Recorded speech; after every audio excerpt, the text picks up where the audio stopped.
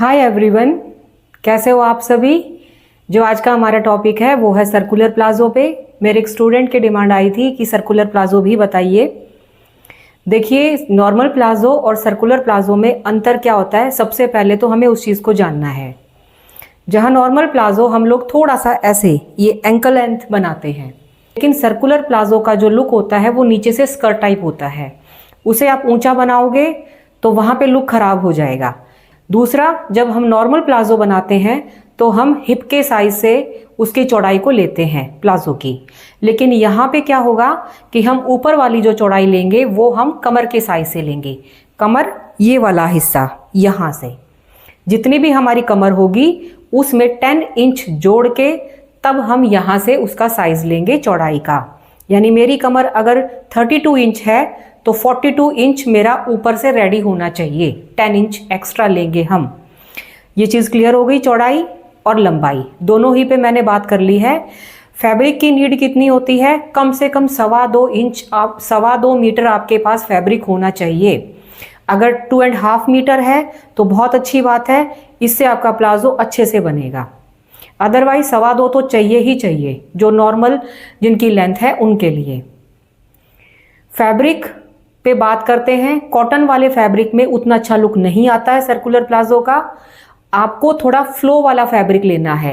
जैसे कि मेरा ये टॉप, इसका थोड़ा फ्लो वाला फैब्रिक है, तो इस तरह से जो ये ऐसे लरजते हैं ना जो फैब्रिक हमारे, उस टाइप का फैब्रिक लीजिए। शिफॉन का, जॉर्जेट का या क्रेप का या फिर रेयॉन का, इस तरह के फैब्रिक में ये बहुत अच्छे से बनता है।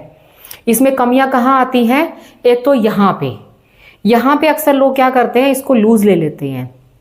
लूज लोगे तो लुक खराब हो जाएगा। तो फिटिंग में यहाँ से टाइट करना है। दूसरा, नीचे से उसको बराबर करना है। वो कैसे बराबर होगा वो हम आपको वीडियो में बताएंगे। So let's start the video. Start.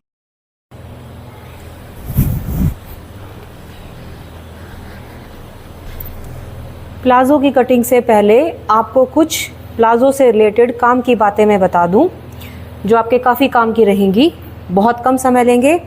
देखिए, ये आपकी लंबाई होती है प्लाजो की।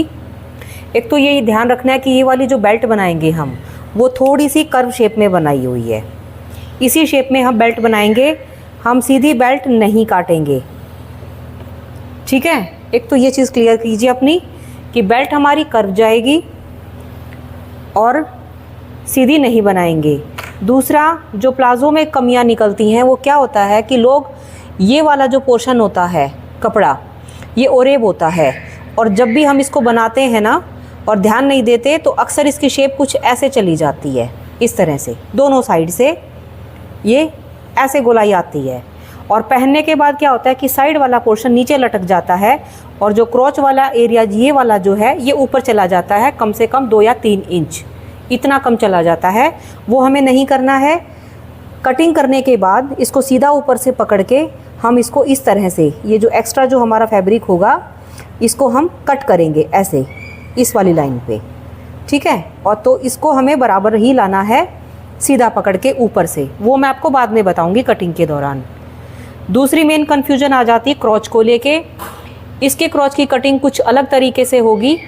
यहाँ पे हम क्या करेंगे, हिप को 4 से डिवाइड तो करते ही हैं हमेशा, उसमें 2 इंच ऐड करके हम क्रॉच लेंगे। उसका कारण ये है क्योंकि इसमें आगे और पीछे दोनों के हिस्से बराबर होंगे क्रॉच के। जो नॉर्मल प्लाजो में पीछे वाला हिस्सा हमारा 3 इंच एक्स्ट्रा होता है वो नहीं होगा। इसीलिए क्रॉच की लेंथ को पूरा करने के लिए हम दोनों हिस्से बराबर रखेंगे और उसको 2 से प्लस कर देंगे। जैसे कि हिप का साइज़ 36 है, इसको 4 से डिवाइड किया तो आंसर आता है हमारा 9, और 9 में अगर हम 2 प्लस करते हैं तो वो आता है 11, यानी टोटल लेंथ आई 11। यहाँ से यहाँ तक क्रॉच की लेंथ लेंगे हम 11। ठीक है, रही बात लंबाई की, तो ये 1.5 इंच की पट्टी हम यहाँ पे जोड़ते हैं। इसलिए जब भी ये लंबाई लेनी है, जितनी हमारी लंबाई रेडी है उतनी ही हम ले लेंगे, क्योंकि कुछ फिर नीचे फोल्ड हो जाएगा, कुछ यहाँ मार्जिन में चला जाएगा। तो वो 1.5 इंच की पट्टी ऐड होने के बाद इक्वल मैनेज हो जाएगा। यानी जितनी लंबाई रेडी है उतनी लंबाई लेनी है हमको यहाँ से यहाँ तक। अब आती है कि ये कितनी चाहिए हमें, जो कमर वाला पोर्शन है। कमर वाले पोर्शन में जितनी भी आपकी कमर है, सेंटर में से कमर को नापना है, जैसे कि जो जीन्स का साइज होता है उस हिस्से को। तो वो 32 अगर किसी की कमर है, उसमें 10 इंच ऐड करके वो आ जाता है जैसे 42 इंच। तो 42 इंच हमारा ये टोटल आगे से लेके पीछे तक रेडी होना चाहिए। इसका मतलब क्या हुआ कि 4 हिस्से हम फैब्रिक रखते हैं, 42 को भी हम 4 से डिवाइड कर देंगे तो वो आ जाएगा 10.5। यानी यहाँ से यहाँ तक का जो हिस्सा हमें लेना है वो हमें लेना है 10.5 ऊपर वाला। ठीक है, 2 इंच हम क्रॉच यहाँ पे आगे बढ़ाएंगे, 11 इंच क्रॉच की लंबाई लेंगे। ये टोटल हमारा स्ट्रक्चर यही चलेगा। अब हम करते हैं कटिंग। जब फैब्रिक आपने ऐसे बिछा लिया है तो इसको हम इस तरह से फोल्ड कर देंगे। यहाँ से बिल्कुल कॉर्नर आ जाना चाहिए फोल्ड के दौरान, ऐसे। तो कटिंग कमर मैंने बताई थी कि कमर जितनी भी आपकी कमर है उसमें 10 इंच ऐड करके उसको 4 से भाग कर देंगे। ये लेनी हमें यहाँ से चौड़ाई। अब देखिए कमर की चौड़ाई हमें लेनी 10.5। मैं पहले ये वाली मार्किंग आपको समझाती हूँ। कमर हमारी 32 इंच थी, उसमें 10 इंच ऐड करके वो थी 42 इंच। उसके 4 हिस्से अगर हम करते हैं तो आता है 10.5। 10.5 की लंबाई हमें इसको पूरी करनी है। तो हम पहले नाप लेंगे कि लगभग ये देखिए इस तरह से हमारी 10 पे आ रही है, तो गोलाई में 10.5 पे आ जाएगी। अब क्या करना है, ये निशान लगाने से पहले इस कॉर्नर को नापना है। यहाँ से 13 इंच पे आता है तो हर जगह से हमारा 13 इंच पे ही आना चाहिए। ये क्लियर दिखाई दे रहा होगा आपको कि 13 इंच पे हर जगह से मार्क करके मैंने पेन से निशान लगा दिया ताकि आपको अच्छे से दिख जाए। ये चीज़ आपको समझ में आ गई। अब मैं आपको बताती हूँ नीचे कैसे मार्क किया जाता है।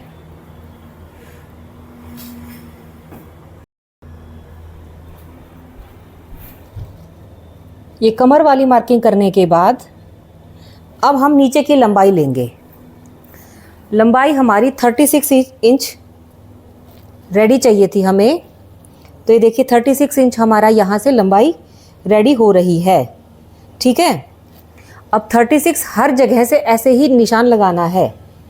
यहाँ पे देखिए 36 इंच इधर आ रहा है, थोड़ा और आगे जाएंगे ये और ऊपर आ जाएगा।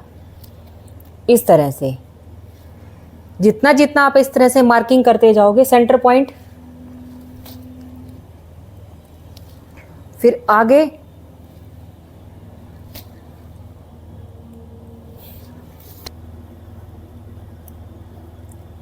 तो अभी इन सभी पॉइंट्स को या तो आप ऐसे ऐसे एक शेप बना दीजिए खुद से, बाद में हम इसको मिला देंगे।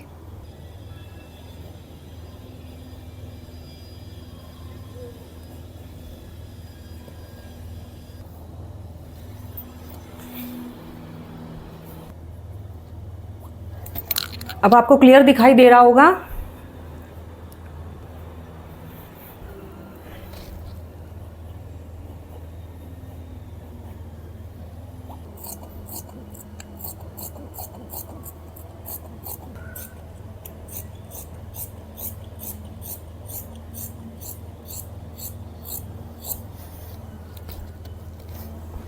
तो ये जो फैब्रिक हमारा बचा है, इस फैब्रिक को हम यहाँ ऐसे रख के इसके बराबर रख के बाद में कटिंग कर देंगे। जॉइंट का एक्स्ट्रा रख देना है इसके ऊपर। अगर आपको दिखाई दे रहा है, ये देखिए मुझे दिखाई दे रहा है क्योंकि मेरा जो फैब्रिक है वो थोड़ा सा पतला है।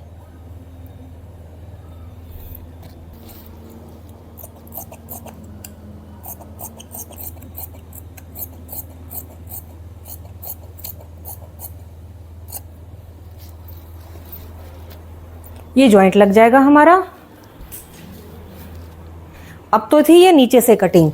अब हम आपको बताते हैं ऊपर क्रॉच एरिया कैसे बनाना है। यहाँ देखिए क्रॉच के लिए क्या करना है। कमर की चौड़ाई आपकी आ गई है, लंबाई मैंने बताई थी क्रॉच की आपको लेनी है 11 इंच। तो ये हमने 11 इंच यहाँ से ले ली है। यहाँ से हमें 2 इंच लेना होता है, ये ज़्यादा हो गया है। जैसे कटिंग करके ये इसको ये यहाँ से आपको 2 इंच नापना है। ये लगभग 2.5 तक जा रहा है, लेकिन कटिंग करेंगे जब हम इक्वल करेंगे यहाँ से फैब्रिक को तो उतना ही हो जाएगा। होने के बाद इस क्रोच को कुछ इस तरह से हम शेप दे देंगे, ये वाले।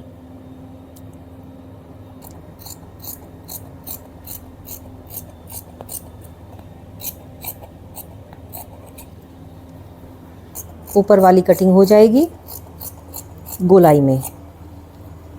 इसके सेंटर पॉइंट को थोड़ा सा कट कर लीजिए ताकि आपको आइडिया रहे साइड कहाँ आती है आपकी। यहाँ से भी हमारा फैब्रिक अनइक्वल है, उसको भी हम इक्वल करेंगे।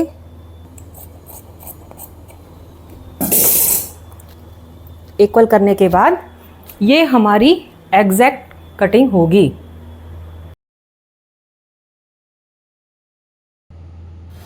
अब बेल्ट कटिंग करेंगे हम। मैंने आपको बताया था बेल्ट हम थोड़ी सी गोलाई में कट करेंगे।